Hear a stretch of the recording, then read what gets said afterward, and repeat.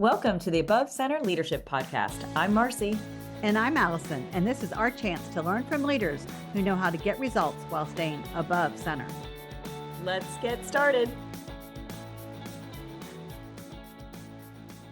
Hello and welcome to another conversation. I am so excited to welcome Jason Fayling, co-founder and CTO of SKAI Vision. So I'm just learning about this company, and I think it's so cool, and I'm so fascinated by how it all works.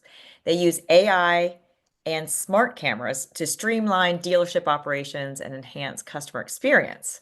So in this world of AI and all the things that computers do, I think this is so fascinating. And Jason, welcome to the conversation. We appreciate you're here. Thank you for having me. So I'd love to get a little bit of background of how you got into this space and the idea behind starting the company. Well, I've been doing technology now for 30 some odd years. And basically we got into this. It's kind of how I think most opportunities are. I always tell my kids, it's not what you know, it's who you know. Right. And it's when you go back and you look at people that I looked towards mentorship, it's always that I knew a guy who got me this opportunity. And similar way here, right? I started off as a software developer in a company that was really innovative in the 90s, and it got purchased, and that got purchased, and that got purchased, and I kind of went up the management track until I got into the automotive industry. Wound up becoming the chief architect for a CRM, one of the largest automotive CRMs, eLead. It sold for $500 million to CDK, which is a really big automotive company. And that relationship got me access to my partner, Mark Queen, who was one of the founding members of eLead. Mark called me up one day and said, hey, my non-compete's up. Let's get out there and do something. And I was like, well, what do you want to do? So, hey, do you think we could make cameras at the dealership smart? I was like, nope, too hard. Right. And hung up the phone, and he called me back a month or two later. I really want to do this camera thing. I was like, I don't really want to do it. It's hard. But he went back and talked to me multiple times, and ultimately we decided, yeah, it's doable. It's a hard problem. It's a really hard problem. We're the only company in the world doing it. And now we're almost 4 years into our journey, and what I thought was hard 4 years ago is way harder, right? But we have learned so much, and we're getting a lot of movement now, and we're really tackling the problems well. And just as you mentioned, all we're doing is we're trying to make the cameras remove effort from humans to have to do things. One of the biggest problems in the automotive industry is that the people either interact with the software programs they play with too late, or they put wrong data in the first place. We call it garbage in, garbage out. Mm-hmm. And so our whole premise of this company was to try to eliminate that, right? And so instead of having to have a person say, hey, I did this, have the camera detect that they did it, right? But that's oversimplification, but that's what we're trying to do. And so far it's been great. Right. Well, Jason, that brings me to a really important question right now is you have a quote that you like to share with people, and I think it might tie into this really well. Yeah, I got it here on my own cup right here. It's really great. Can you tell us what the quote is and a little bit about it? Yeah, so to be comfortable, you have to be uncomfortable. And actually, that's one of my mantras that I live by. One of my background is also I've been a martial artist for 30 years. I have multiple black belts and multiple disciplines. And one of my first black belt instructors, one of the things he required you to do to get your black belt was there was a mental portion of the work effort as well, right? But not just the physical, but the mental.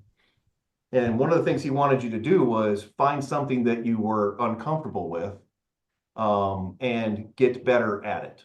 So the quote was, hey, if you want to be comfortable at doing X, it takes a lot of uncomfortability to get there before you're comfortable at it, right? And for me, it was talking to people.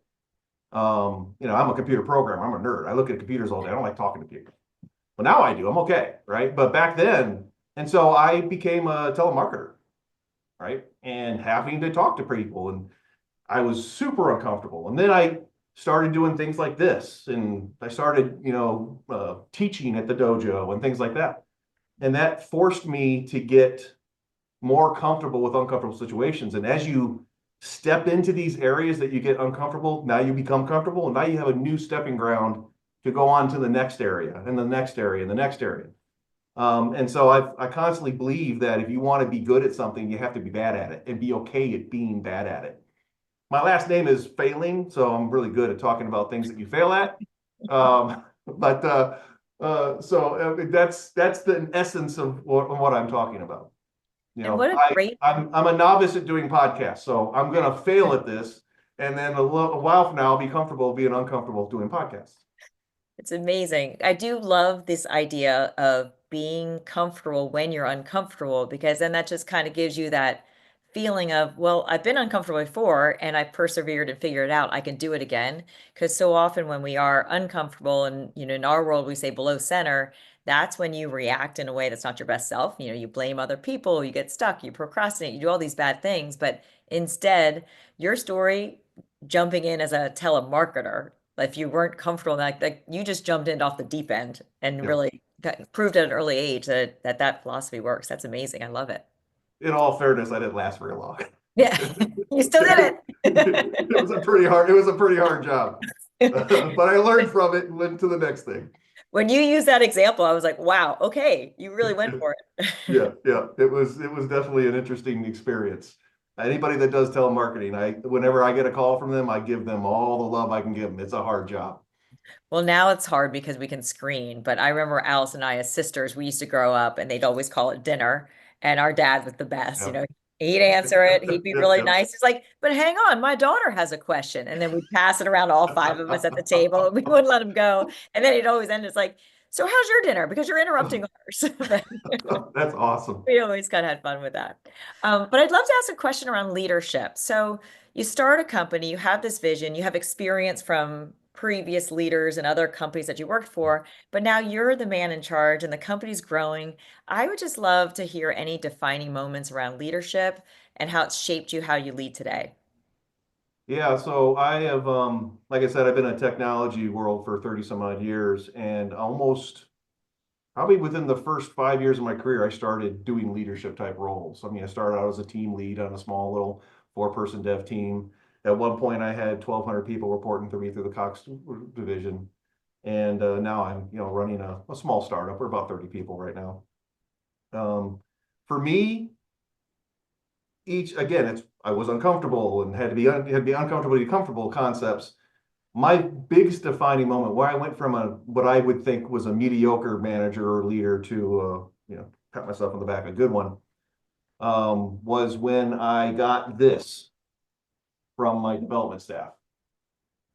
All right, and it was a gag joke. It's a big, tall Darth Vader doll, and what I found was behind the scenes they were calling me Darth Vader, because I was at that time of my career a micromanager. I mean, it was my first time. I had just gained 200 people. I went from like a 10-person team to a 200-person team, and I was overwhelmed and I literally went from like a manager role to a VP role, lots of responsibilities, and I took it out on my team. That gag gift opened my mind up, right? And I started looking into, okay, why did they do that? And it totally changed how I was working with them. And I'm no longer a micromanager. I also think the other cliche is once I had kids, that totally changed how I manage and handle things. It's just interesting. You have to be able to change how you think to be able to communicate with someone who doesn't think the way you do, right? And that requires something that I was taught. One of my mentors is Charlie Feld. And he was the president of a whole bunch of companies in the 80s and 90s, Pepsi, Southwest Airlines, the Frito-Lay. And he had pioneered this concept of the Charlie Feld group. It's a school that you can go and kind of get schooled in the way he thinks. And he's got this book that he comes out with. If you go into YouTube and you just do a search for the Zoom book, right? It's a picture book. No word, no words on it. And as you open up the book, it shows a kind of like a red triangle, right? And then you open the next one, and now it's the head of a rooster, right? And the next one, it's a stamp of a rooster. The next one, it's an envelope holding the stamp of a rooster. As you go through the book, you zoom out until you finally, when you're all said and done, you're in space looking down at the things you're looking at. And his whole program is something called context, perspective, and zoom, right? And it's the whole concept of trying to understand who you're working with, who you're leading, who you're talking to, what is their context, their perspective, and their zoom to your conversation. I don't know if you've seen that classic comic book where there's a number on the ground, one person standing here, one person standing there. This person says it's a 6, and this person says it's a 9, right? And they're both right from their context, their perspective, and their zoom, right? And so if you start understanding what drives their decisions and what drives their how they're communicating with you, you can get a lot more done. So when I work with my employees, I make them get that Zoom book, and we go through it and I go, okay, guys, this is what's going on here. You're on page 17 of this book. I'm on page 74. We're both right. I'm just farther down the book than you are, right? You think it's an envelope. I know it's actually a billboard of a person holding an envelope, right? So that's been a real big defining moment for me, is just trying to understand that if you can think about how others are, what drives their decisioning. Also in martial arts, we have this concept called find the fear, right? And what drives a person to feel secure or unsecure about themselves? And are you causing that, right? Because if you're causing that fear, you can fix that. You can take a couple steps backwards. You can relax your posture, right? There are things that you can do to fix the fear. I also have a rambling. I ramble a little bit, so you're gonna have you can tell me to slow down. Yeah, I'm absolutely loving this, and it just reminds me that stories have so much power. And you sharing the story of receiving the Darth Vader and how that changed your perspective because you had to do introspection. That's right. In order to zoom out, right, to be able to learn what other people see. And I think that's really great. Do you share that story with your employees today? The Darth Vader one, I give to the ones that, the newer ones, yes. The Zoom book one, that's almost like an introductory. That's kind of ingrained in how I work with people, because it's a fundamental important for me to make sure everyone understands, what drives them, right? Because fundamentally, I believe that people are good. And I believe that, people don't do things out of malice. Usually if there's a conflict, it's because there's a miscommunication in their context or their perspective in their Zoom. Yeah. I often think stories are just such a great way to be able to make that bridge, because they are not confrontational necessarily. Like you can couch them in a way that people can understand and remember, because people remember stories. I do. I believe that. Yeah, I agree with that. I kept the Darth Vader, and I leave it over in the side of my office where I can see it. It just reminds me that I used to be that guy. I try not to be now. I try to be Obi-Wan now. Well, I'd love to know, like, when you have your inner Darth Vader show up, how do you handle that? Well, again, I have martial arts behind me too, so I can always take my frustration out on my students. It's a learning moment for you. So that's always fun for me too. And again, I try. Everyone gets angry, everyone gets frustrated, but I try to always take that step back. It's funny how martial arts has kind of influenced a lot in my way of looking at things and thinking. I'm 6'4", 260-pound guy. I'm scary, right? When I walk around, people just look at me and go, "Yeah, you're scary," right? So I know that.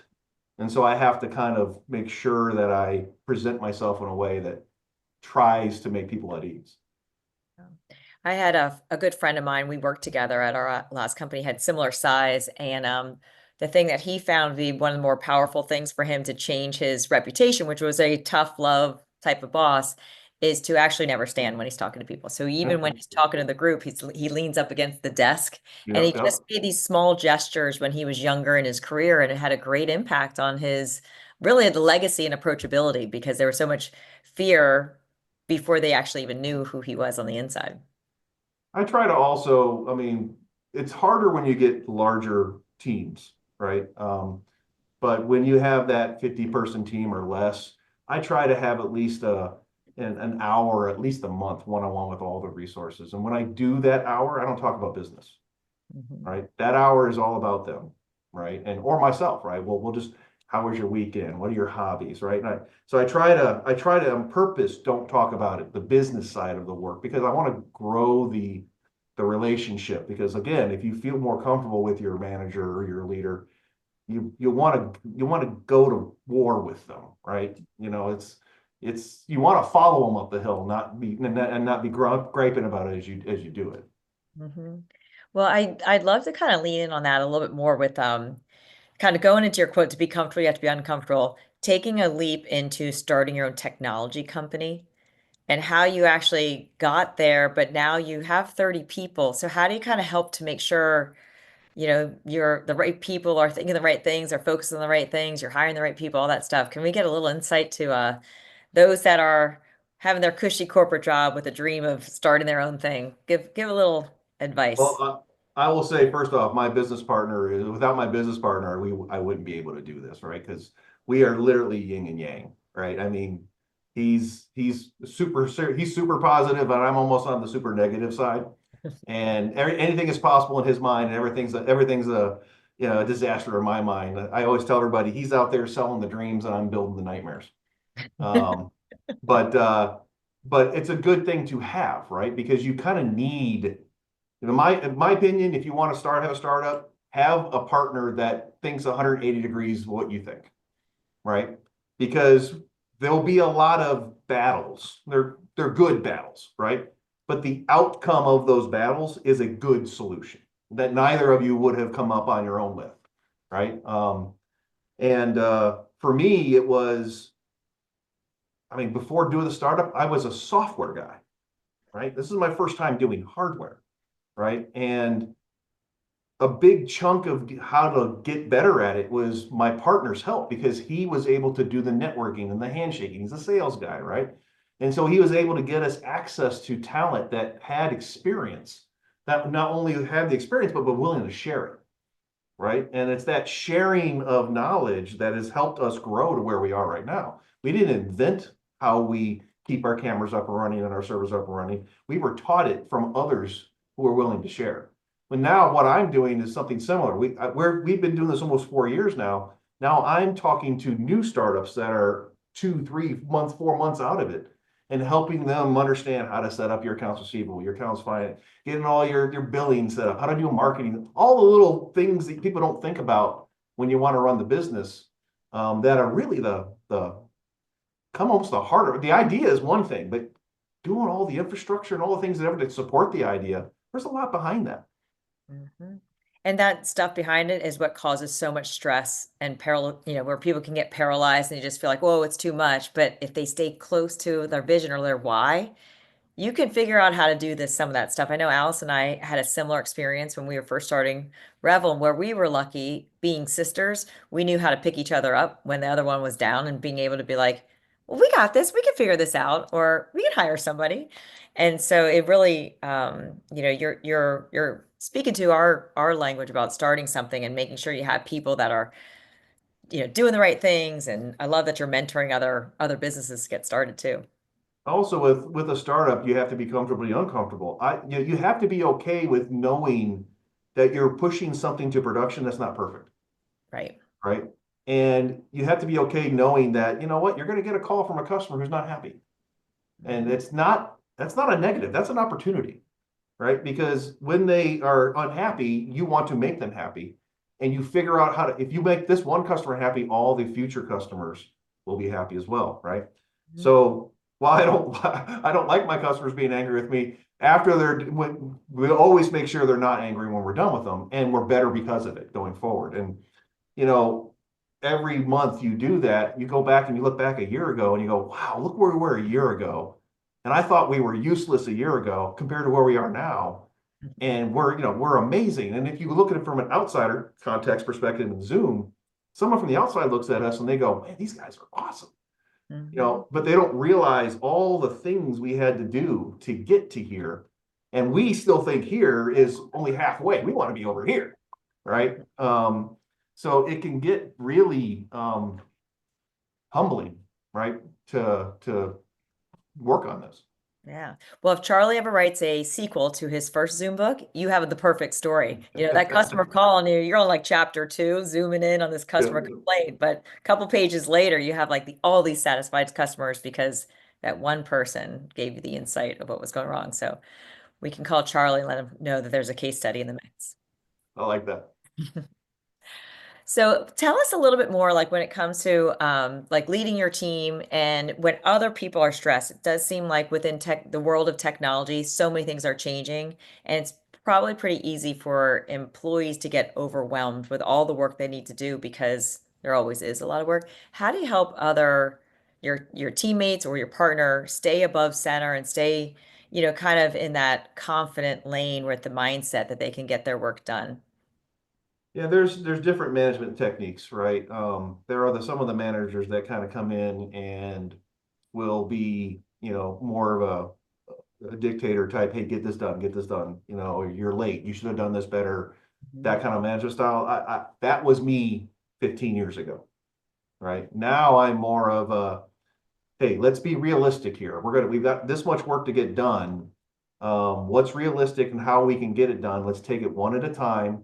And I'm also really big about making sure the team is cross-trained, right? So I'm not a big fan of having only one person be able to do one sort of set of tasks, right? So it's important for me to make sure that we have a couple backups in case someone wants to go on a vacation or someone does get sick. We can cross-train, right? So part of that how we deal with the stress is to make it so that they understand, hey, it's not just on your shoulders, right? It's not just your work, it's teamwork, right? I also try to, I kind of do that disappointed father model too, right? So hey, guys, we need to be able to get to get to a certain point. And if we don't, I use we a lot, right? Because to me, it's when you're dealing with a startup, you got to have your employees feel like they have direct control of the success of the company. In fact, all of our employees have equity in our company, right? Because we want to make sure that they understand that to be successful, we all have to contribute. And if you get the team to understand the decision-making process, again, back to context perspective and Zoom, you can get them to understand why we're making the decisions we're doing and why it's important to have it done at the time period we need, instead of get this done and just do. I think you get better outcome when they understand the reasoning behind the decisions instead of just saying do something and trust me. Yeah, it's like with Simon Sinek, start with why. Yeah, exactly. And it helps. And also having that ability to have that relationship with the team. I don't work with every team member the exact same way. Some team members get motivation a different way than other team members, and you only learn that by building that relationship with the resources, so that you can talk to resource A, and that resource might be a positive feedback person who needs lots of positive feedback to do well. Or another resource, I got one of my guys that work for me that when he came on board, he's like, I never want to be in a meeting. I never want to be on a phone call. I only ever want to talk on Slack. And if you do that, I'll be perfect. And one of my best employees. And I don't make him go on meetings. I don't make him get on phone calls. No one knows who he is. He is happy. I'm happy. It's great, right? And it's just, if you understand those idiosyncrasies of the resources, you can get a lot of outcome out of it. Jason, this has been such a great conversation. If somebody wanted to learn more about you and your business, how can they get in touch with you? The best place is just go to our website, skaivision.com. That's SKAI Vision.com.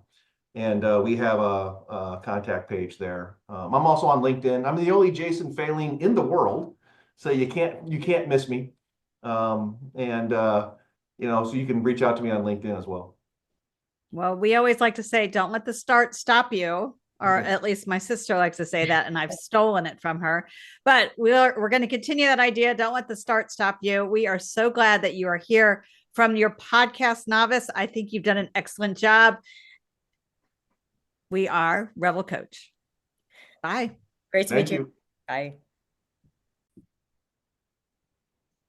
Allison, that was such a great conversation. I love meeting Jason. And I can't believe he said he was a new podcaster. Right. And then, of course, he follows it up with his quote, which is, to be comfortable, you have to be uncomfortable. And then he gives an example where he takes a job purposefully to become uncomfortable so that he could become more comfortable learning to talk to people. Yeah, it's like jump in the water, it's warm, even when you're afraid of swimming. He did it. I think it's so many good examples there. I learned so much about the book, as simple as it was, just that zooming out perspective. Like I know for me, when I'm feeling above center or kind of stressed, I think I need to be like, okay, my nose is too close, too close and zoomed in. I need to turn the pages to kind of see what's going to happen to have better perspective, because so often when I'm below center, I'm allowing myself to over inspect instead of recognizing the bigger picture, the bigger story that's happening. Yeah, and absolutely the whole idea of he used to be the Darth Vader guy and now he wants to be the Obi-Wan Kenobi guy, which is so perfect because when I'm thinking me below center, I could see where you get that whole Darth Vader feeling, and that, you know what? I know I need to be like somebody else. I need to model somebody else so that I can become somebody else. I think that's really, really powerful. Yeah. All right. So the next time I hear you breathing really heavy on the phone because you sound stressed, I'm going to call you out being Darth Vader. Okay. Absolutely, Princess Leia. Remember I used to do those hair? It was like second grade, first grade for me. All right. Well, it's another fun conversation. Thanks so much. Absolutely. Bye, Marcy. Bye. Learn more at therevelcompanies.com. That was fun.